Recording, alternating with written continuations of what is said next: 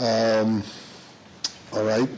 Again, as usual, we talk about the basic on the Pasha of the week. Even though we have very significant periods now, we'll try maybe to weave something in.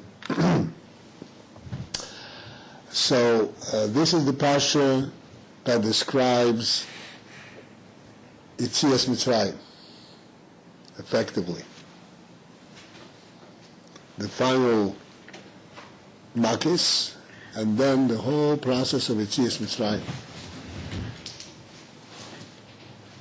For Yetzias Mitzrayim, the preparation that Yidden themselves had to go through for Yetzias Mitzrayim is the Korban Pesach, make a Korban Pesach, and Milo,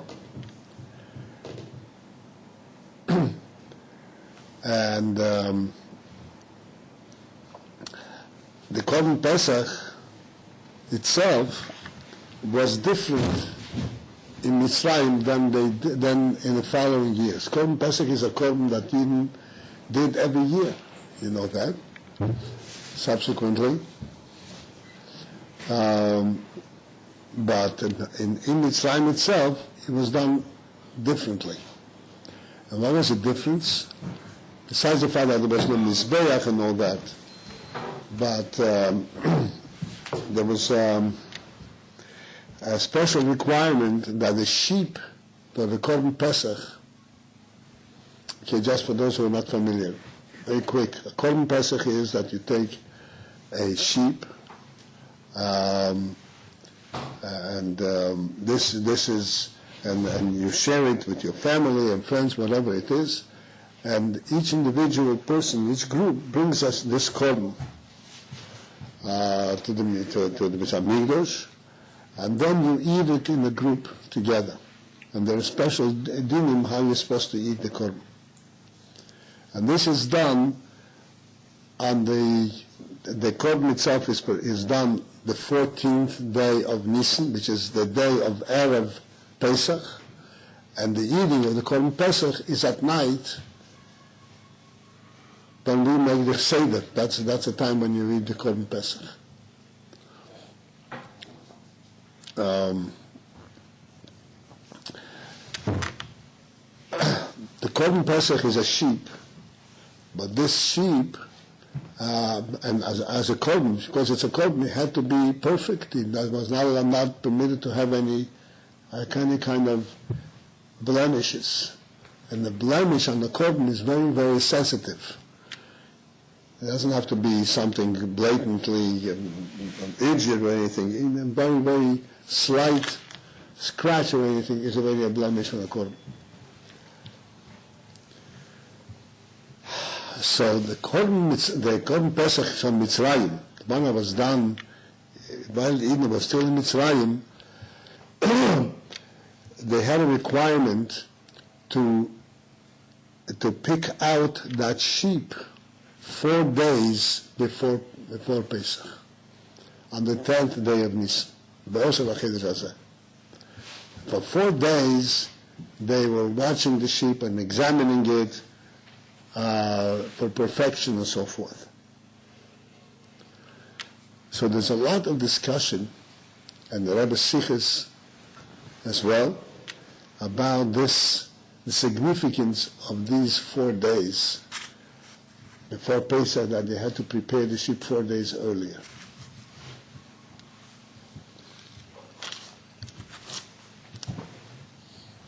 In general,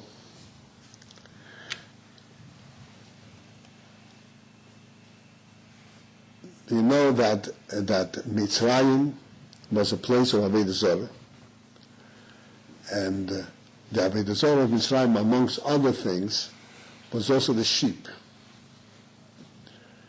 This was one of their things that they worshipped.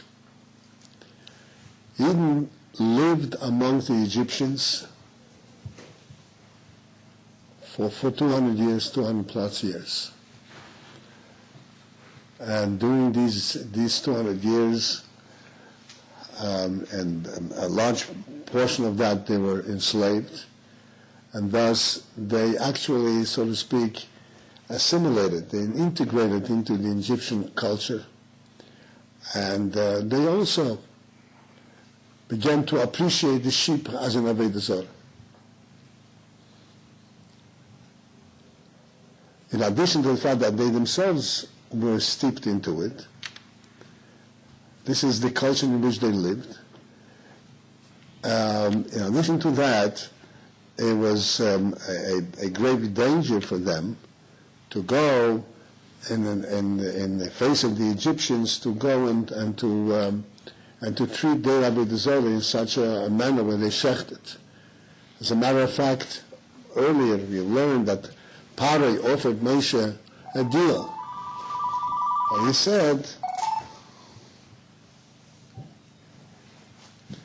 said, I'll let you go, why don't you do it right here in your land? Don't have to go to the desert, don't have to go away for 3 days a distance. Stay around and do your korban. And Moshe says, it's impossible. How can we do that? The Egyptians are all going to go start and throw stones on us.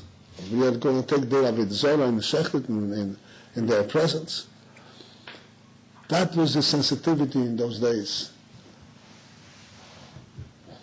And Yidden, before coming out of Mitzrayim, had to actually face this down, both in terms of the Egyptians, in their face, and then that itself 4 days earlier. So 4 days they were kind of teasing the Egyptians, see, I have this sheep and I'm going to shecht it.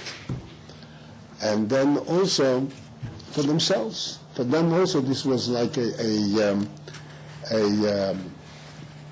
breakthrough to break away from this habit of the Avodah Zarah.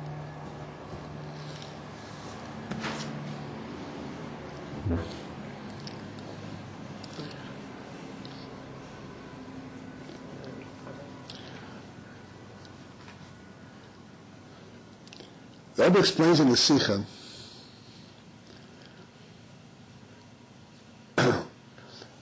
and the insight and the significance of this phenomenon, that while Yidden were in Mitzrayim and they were surrounded with Avodah Zarah, if the Rebbe should wanted that they should bring a korban, he's taking them out of Mitzrayim. Take them out and then they can bring a korban.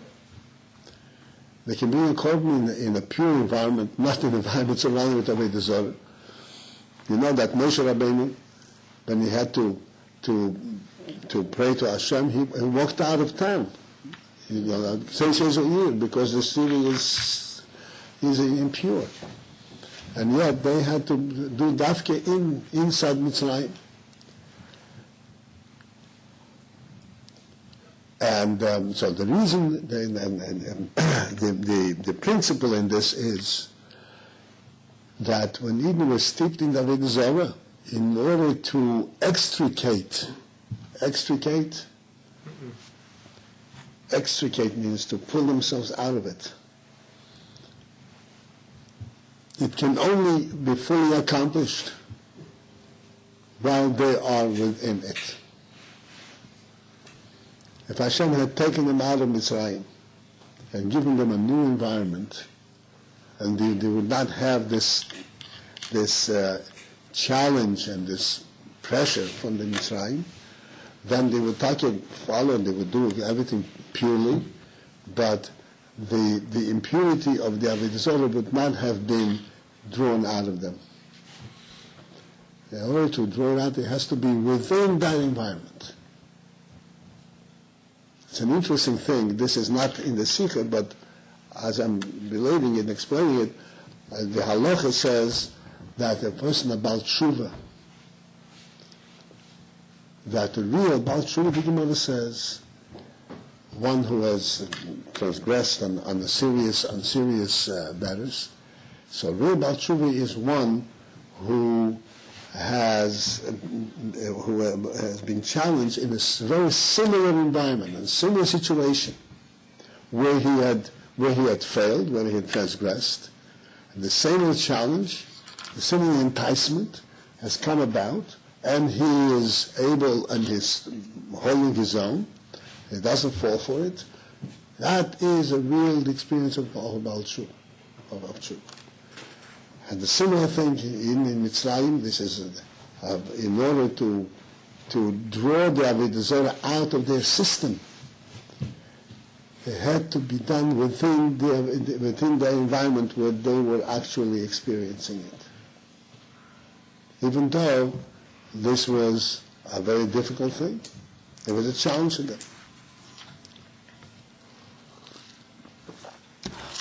And as you know, you learn it in this parsha also, Bahamushim, that a large section of the Jewish people, of the nation, did not want to leave Mitzrayim. Especially, you probably, they didn't want to leave in time. Rashi, you learned in those who didn't want to leave died. Yeah, but it doesn't mention that as many though. Later on it says Bahamushim. In next week's parsha, it says Bahamushim. It says that there was a very large number.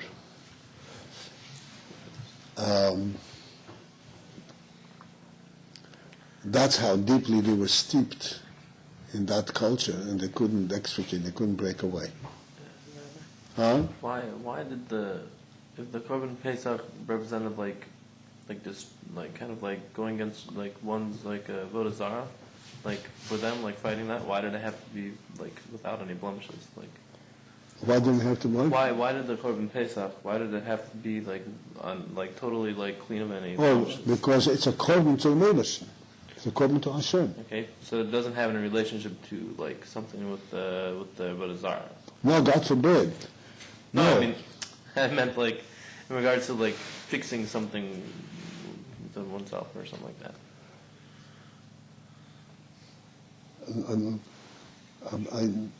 I can't follow the implication of your question. I mean, it says that I know Korban to Hashem has to be like fine, it has to be perfect, but like it doesn't represent anything in regards to the because it's representing aspect of like Avodah Zarah that they were like fixing. In other words, the perfection was not due to the fact that they are fixing Avodah Zarah. Is that what you're saying? No. Perfection has to do specifically, very uniquely, because it's according to Hashem.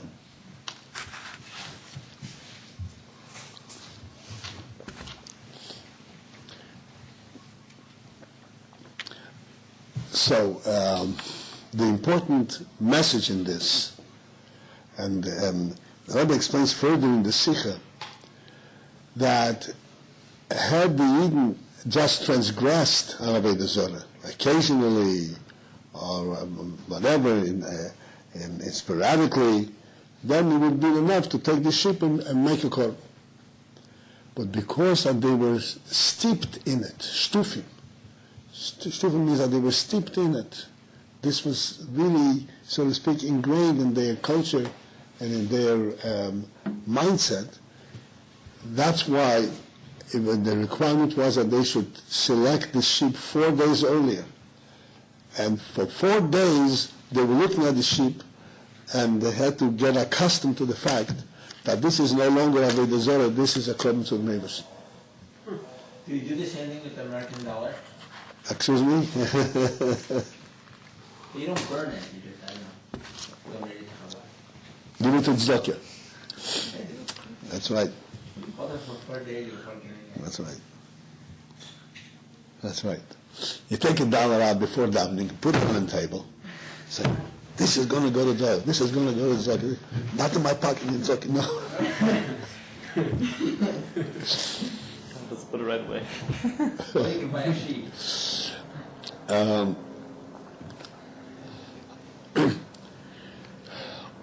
All right. So in this, there is clearly, the Rebbe brings down in Sikha also, Rashi brings down Masim ben Chorosh. Masim ben Chorosh, the time of Masim ben Chorosh, in whose name Rashi brings this drasha, was a Rosh Yeshiva in Rome. there were many yeshivas in those days in Israel and everyone. Rome was the extreme. Rome was the so to speak, the Manhattan of the or Las Vegas of that era. And he had a yeshiva in Rome. So who had this yeshiva? Huh? So who had this yeshiva? Maseh ben Chorosh. Rashi brings down. Maseh ben Chorosh explained the principle behind the Korban Pesach and behind the 4 days of preparation. And the Rebbe explains that this was the specific union that Maseh ben Chorosh had intentionally set up his yeshiva in Rome in order to kind of counteract the effect of Rome. Just counteract? Counteract, to counter, to break, to destroy. Maybe the yeshiva was set up there in order to destroy what happened in Zion? No, Rome, no, in order to destroy the enticement of Rome. Which is a similar union that one happened in Mitzrayim. That's why he came and explained what happened in Mitzrayim, and this is similar to what he was doing in Rome. And his yeshiva was one of the largest yeshivas in those days. And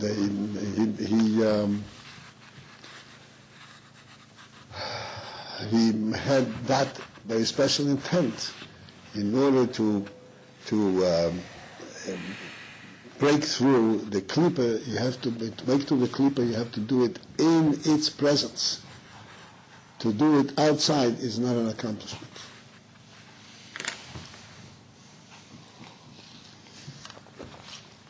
As an aside, and a parenthetical comment,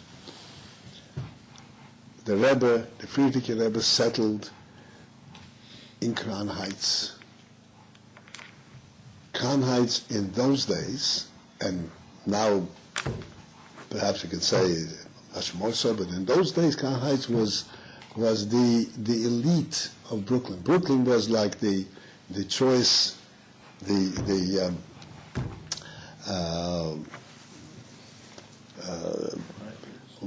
what do you call it? The elite of New York area. All the lawyers and the politicians and the doctors all lived in Brooklyn. What today is Park Avenue was Brooklyn then. And then the Rebbe settled specifically in Crown Heights, which was within Brooklyn itself. It was really as a matter of fact, the 770 was a house, was a clinic, was owned by a doctor. 770 itself. What kind of clinic? Huh? What kind of clinic? What kind of clinic? Is it what I've heard? Yeah, maybe it was what you heard, if you heard. But in any case, it was it's like the house next to 770, where the Rebbe's library is, was also a doctor's house. He was a dentist. Very fine gentleman. When he moved out, he gave the Rebbe a gift to this house. Not a Shapira, even. So the point is that the Rebbe settled right in the midst of the hoo-ha, of the big turmoil of the city, because the Rebbe's Indian is not just to do his own thing, but to actually to affect the entire environment, the entire world, especially the Jewish world, and through the Jewish world, everyone else. And definitely it was challenging, but that was the point of it. So coming back from this as it would pertain to us, and this is the most important point for us. This is not just a drasha and to understand historically what happened, but to understand our own situation and how that really applies to us here.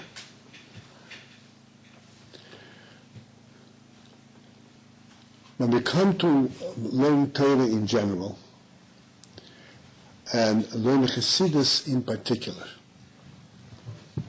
as I pointed out many times, Torah, even Torahs are niglet, even the niglet Torah, plain halacha, is in sharp contrast, not contrast, in sharp clash against a worldly view. Something in Torah that seems to be, the Torah in here case accommodates the world. It kind of thinks along the same line as the world would think, and then boom, you find no, it's totally different. Even in simple aspects of civil law and so forth, the Torah has a totally different view. I want to give you an example. And it really kind of shines out, and there's a broad explanation for this. An example is, I don't know if I've mentioned it one time here. There's a ganav and a gazlan. Did I always speak about it? No? Yes, I did. Shmuel is my recording. A ganav and a gazlan. Last week, Rosh Hashanah. Yeah?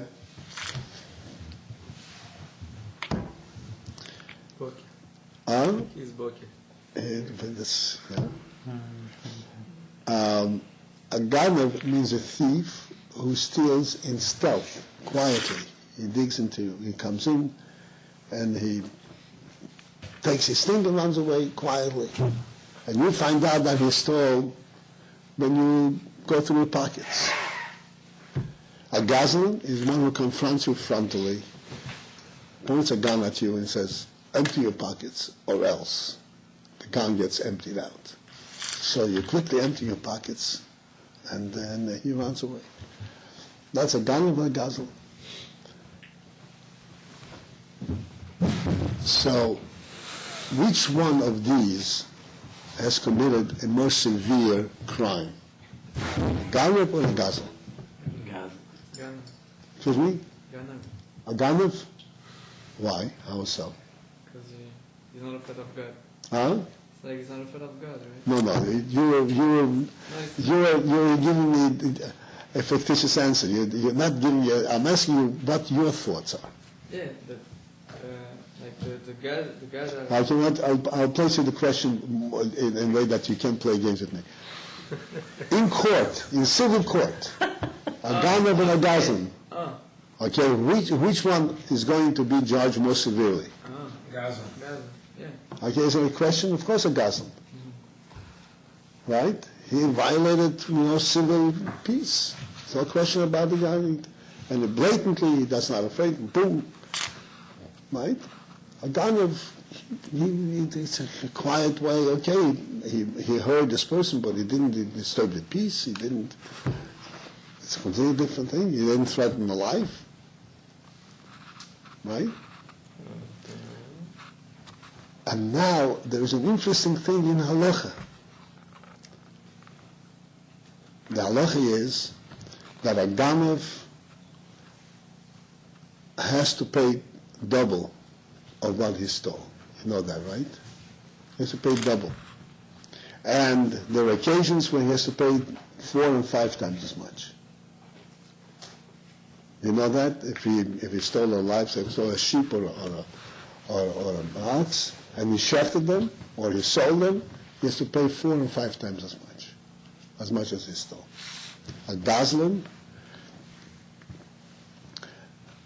has to pay only what he stole, only what he took. If he took $100 worth, he has to return $100.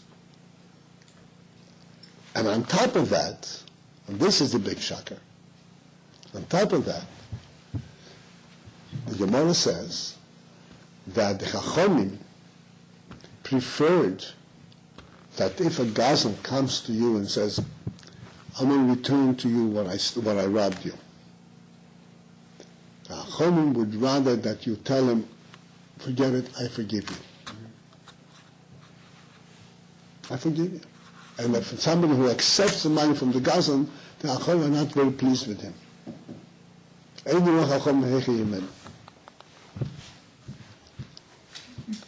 Okay? the exact opposite of the simple world rationale, right?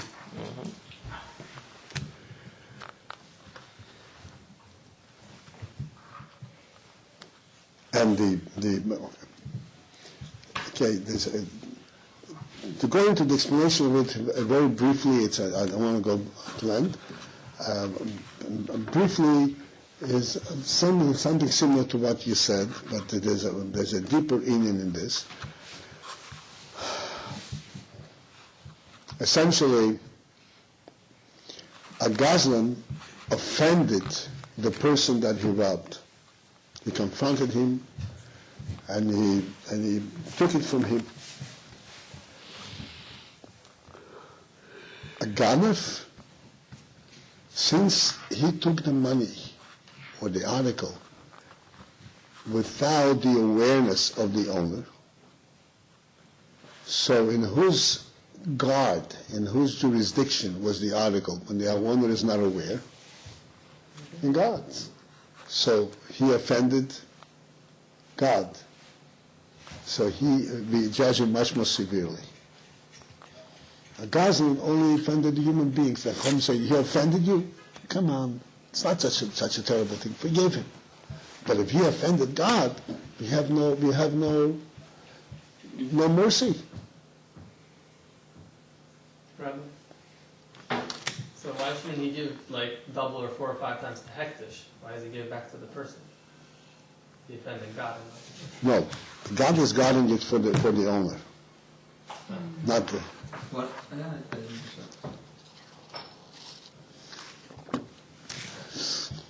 This I said it's an involved Indian, but just very briefly, from the Torah perspective, from Yiddishkeit perspective, and the way we regard things.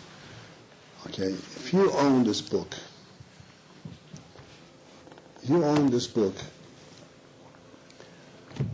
by godly decree. By godly decree. Now it's yours because the Rebbe says you acquired it up in Din, you acquired it correctly, and it's yours. It's not by civil agreement. In the world there's no godly decree. All ownership is based on civil agreement. We agree that this is the way we're going to, because sometimes we'll discuss it more broadly, because when you look at the world, not as a godly creation, but as something that developed accidentally, so then essentially everything is hefker. You know what hefker means? No man's land. It's ownerless. And there is nothing that says that it should be yours or his. It's nobody's. If something that is nobody's, so if you go and you acquire it, so that acquisition is only on a certain level, it's only relative to other people, but it's not relative to the very essential existence of the world. From the perspective of the essential existence of the world, it remains ownerless. Okay, this is not for now. This is a deep thing. My point is, as we see from this halacha, even if we don't examine the reasons for it, we see clearly that Torah goes in direct contrast to world. And to learn even a simple halacha in Torah is challenging for somebody, for us who if we have a worldly orientation. And we have to, within the worldly orientation, as we are within the world, we have to make every effort to understand this halacha and review it until it makes sense, until we understand, not it makes sense from a worldly perspective. We understand what the Torah is teaching us, what this is about. This is how that changes. This is how, by learning Torah, you say goodbye to the avodah zarah of the world, and you acquire a Torah perspective on things.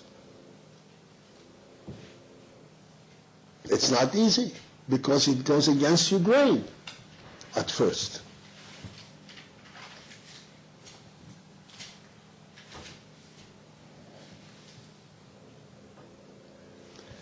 Amrocha of Shabbos.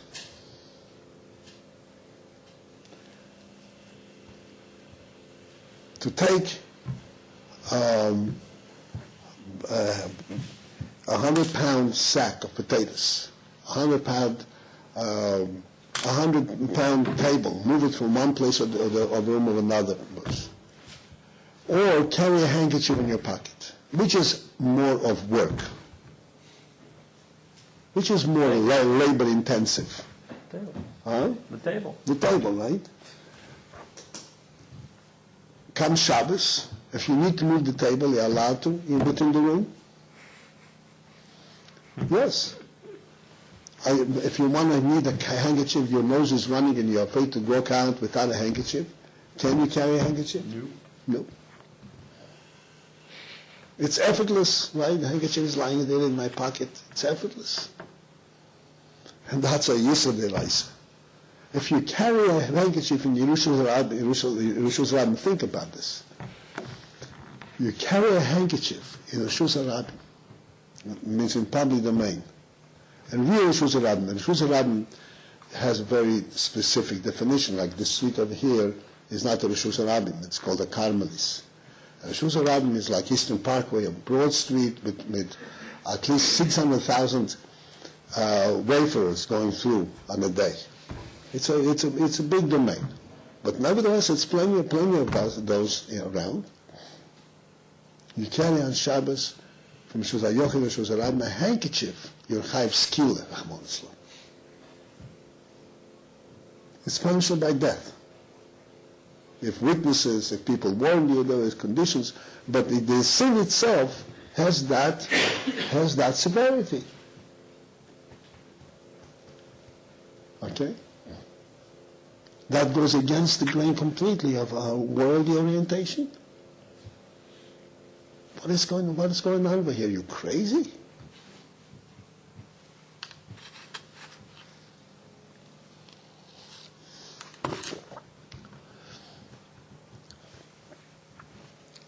Within that orientation, within that environment, we learn this once and twice and 3 times and 10 times and 100 times until it begins to kind of seep in.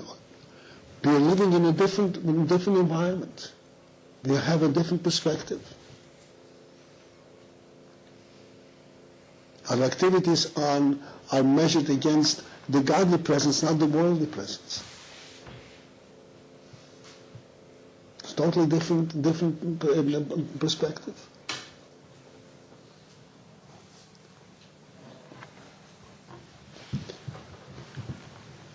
And then, this is even in I said, even in Halach, in Tevet HaNiglis, at every level.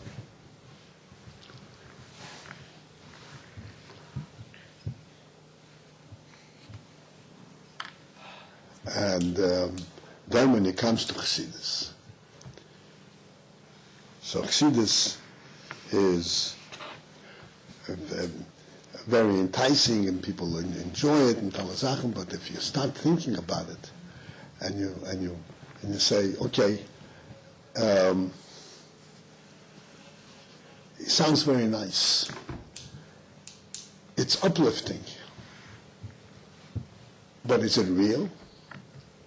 Is that's the reality of the world? Or is this something which I'm just projecting? I enjoy it. It's like enjoying a nice symphony. It's not. Is this the reality?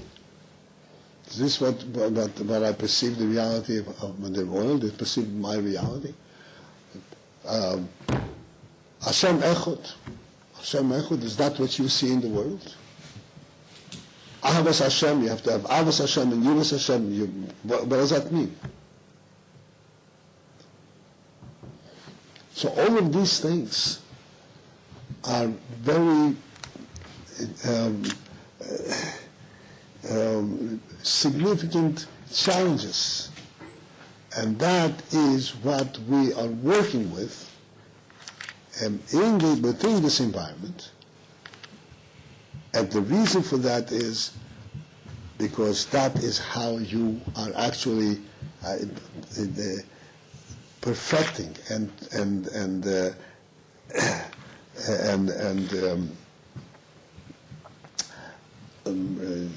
transforming transforming your own orientation.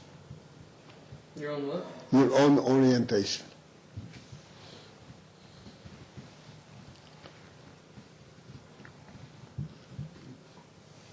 And it's interesting, it's important to remember, the Torah says specifically that it is not our aim and our policy for Eden to segregate themselves from the world. Like the Rabbi settled in the middle of Brooklyn. Not to segregate, not to set up, so to speak, our own rules. Lahavdu el havdolos. You know what that means, lahavdu el havdolos? You know, to separate a thousandfold. There are the cults, and they have their own rules. God forbid, you know, this is totally, a sick way of dealing with human beings. But they accomplished their thing by total segregation, and they create their own facade, their own imaginary world. We don't. We live in the real world. We don't say we live in an imaginary world. Let's think this way. Let's think this way. We don't have such thing. Just we show and give the world a different insight and different significance. Not think of the world differently. Yes, it is a physical world, and within the physical world there is a godly element, a Torah element.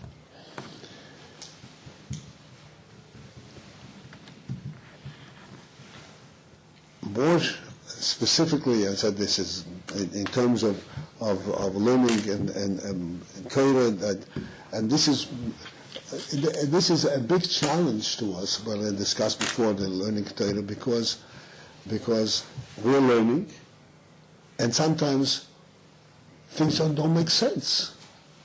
They don't make sense. How do I understand what I'm learning?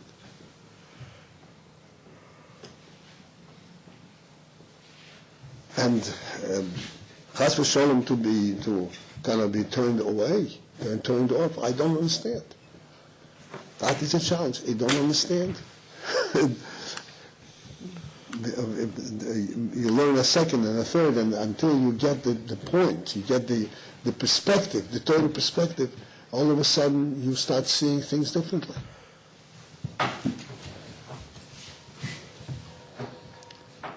With learning more Torah, more Milah, more Chassidus, and so forth. This, furthermore, translates in general in our learning in whatever the challenges that we have in learning. Sometimes it's kind of more enticing to learn something that I can more readily understand. It's easy for me. It's something which fits with my psyche.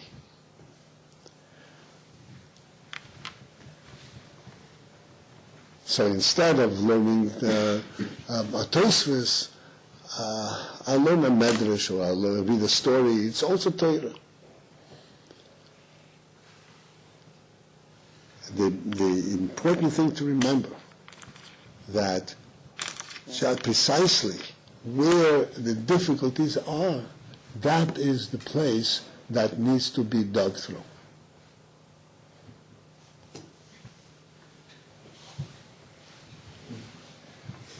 This is exactly what the Korban Pesach represented. And this is exactly what the Rabbi explains about the Chorosh, the Basi ben Chorosh. Where the difficulties are, to chas v'sholem, to step away, means to stay in Mitzrayim. Yeah, Rabbi. But let's say if you don't have any help. I'm sorry? Let's say if you, fine, so you know that you should learn the census, right?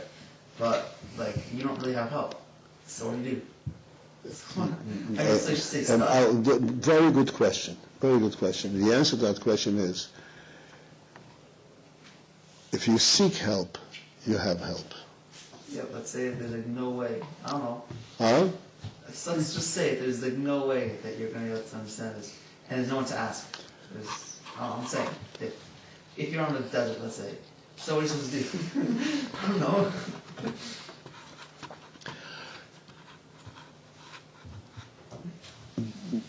So I'm saying to you, I can't answer definitively because I don't know exactly what you're talking about. I'm saying the ultimate reality is that if you set your mind that I need to understand it, and I really want to understand it, you will ask one, and say, this one will send it to somebody else, will send it to somebody else, and ultimately you'll find an explanation.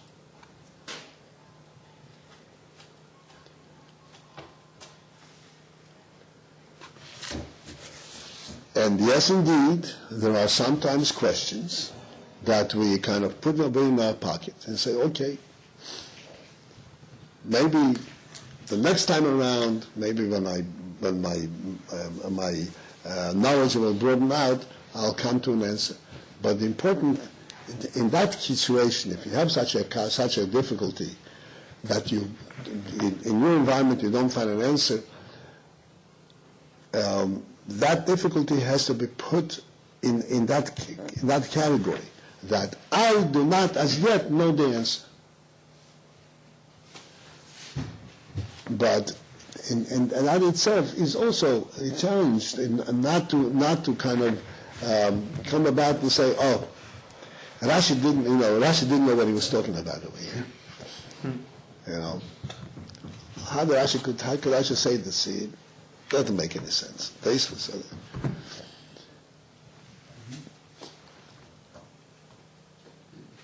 it sounds like a joke, but it's not a joke, because this was one of the big mistakes that people made and still make.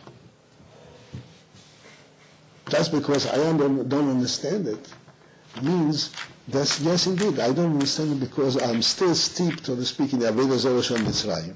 And I think from that angle, and I'm not capable of understanding it. And when I will, How do you understand? and when I free myself from this, in Mr. Hashem, I'll be able to understand it. And how do you free yourself? You get freed slowly. That's what I explained to you before. You learn, steep, one bit at a time, and you extricate yourself slowly. And if you take into account everything that you learn as you're learning it, you do understand it, you will see how this eventually has a very profound effect. This is like the analogy emotion of walking up a little hill. You know, you're walking up a hill, you don't even feel how you're rising. But after a little while, you're way up there.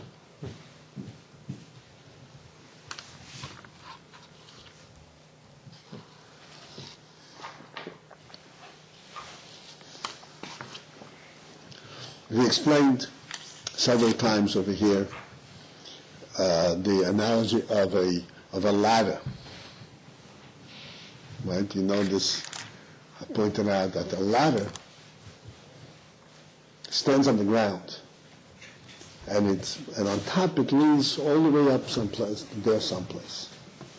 So you think, oh, to go up there, it's impossible. How can I rely on that which is held up over there? I can step on this little step that's right next to the ground. That's solid. It's next to the ground. But you don't realize a very important principle.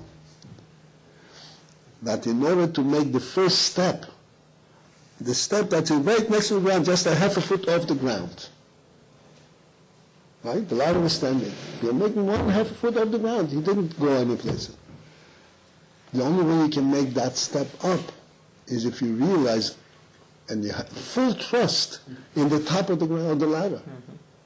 Because if the top of the ladder does not hold up, then the whole ladder collapses down to the floor.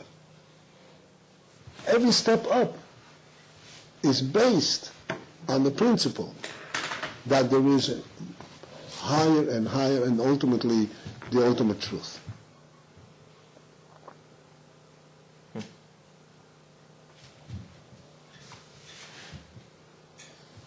And this is how the little steps raise a person to all heights. That's what the tefillah, the davening is called Tzulim Mutzav Arza V'Yishem Hagiah HaShamayim.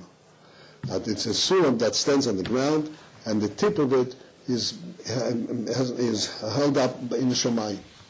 You start saying very simple things, but as you go through and you understand more deeply and relate more deeply, it raises you, and because the very bottom already relates to the top. You wake up in the morning, you say, Ani.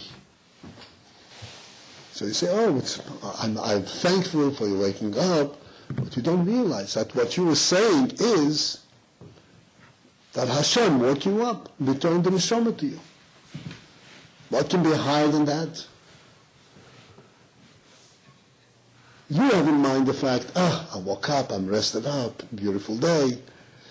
But at the same time you're saying it's Hashem who restored the neshama to you. So in this little statement is the most profound and highest concept. And if you go with it a little further and further, that union, that the neshama is something that Hashem restored to you, becomes real to you. And that is definitely out of Mitzrayim.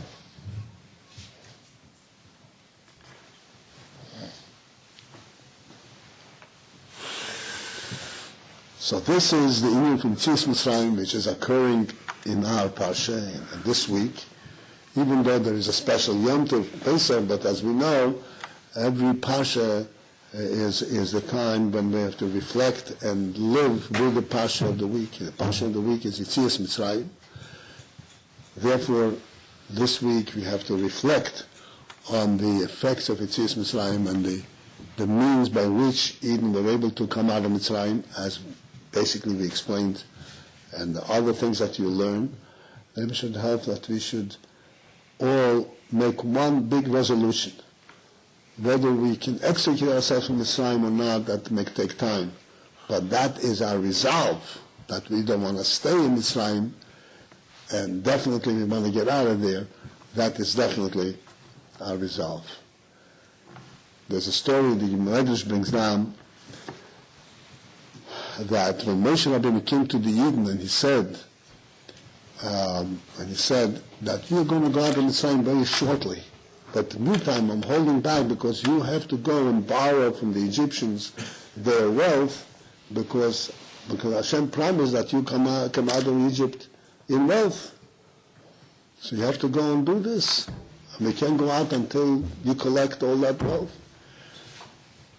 So Eden said to Moshe, we are ready to forgo all the wealth. We don't need anything. Just get us out of here an hour earlier.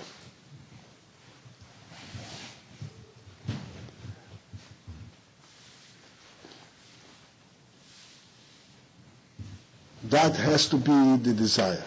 Like the Rebbe said, Moshe. We have to want to go out. But the Rebbe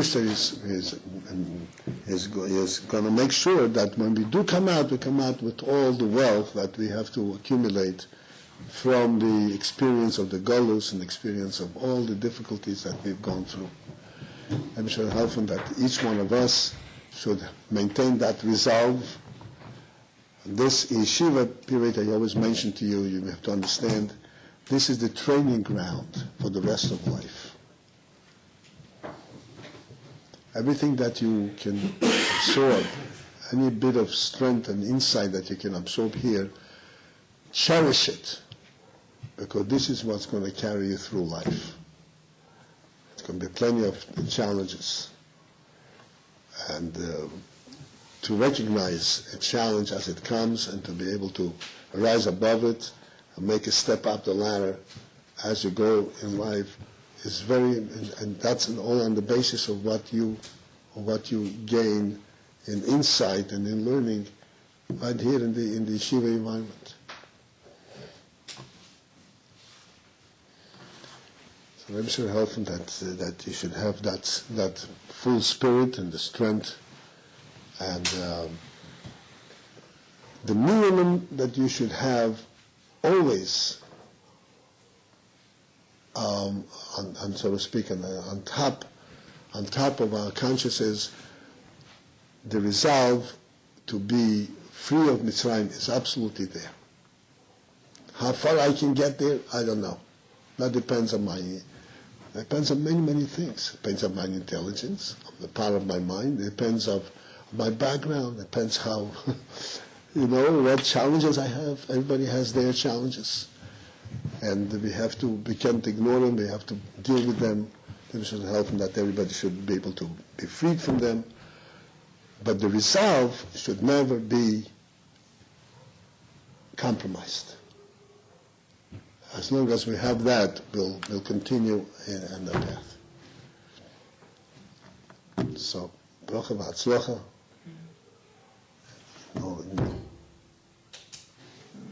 Okay, and Mitzvah Shem will all come out of this galus with Mashiach shortly.